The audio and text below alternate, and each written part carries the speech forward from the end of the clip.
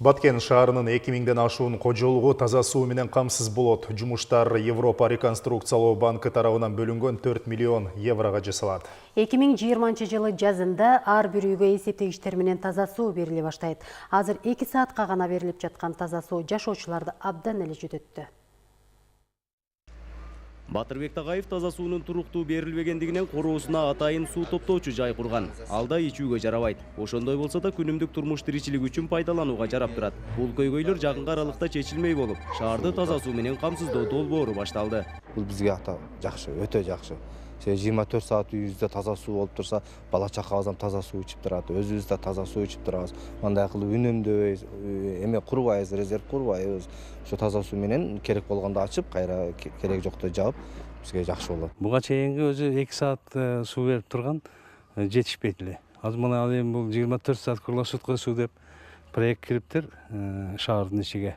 Азыр жакшы болот ушул суу кирип калса. Баткен шаарын таза суу менен камсыз кылуу боюнча жумуштар кызуу жүрүп жаткан учуру Казакстандык Агидел компаниясы бул жумуштарды колуна алып, мынтип суу түтүктөрүн жаткыруу аракеттерин көрүшүүдө. Бул жумуштар аягына чыккандан соң ар бир үйгө таза суу киргизилип, эсептегичтер дагы коюлат. Көрүп аткандарыңыздай жумуш жакшы жүрүп атыр. Несе тереңдиги барлыгы по проекту, сметный расчетпен 1,40 тереңдиги, труба Казакстандыкы, полиэтилен диаметри 110.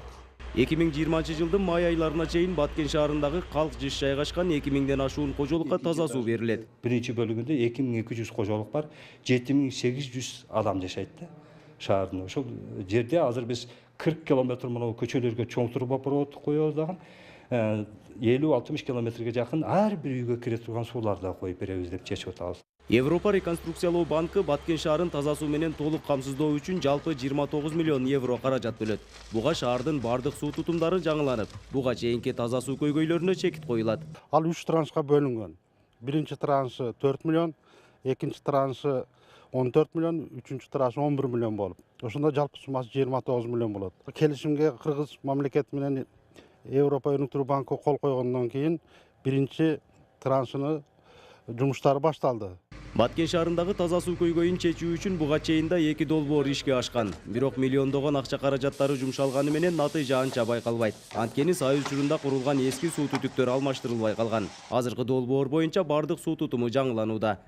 Нургазы Жайнаков, Рысбек Мазайыт уулу, Коомдук биринчи канал, Баткен облусу.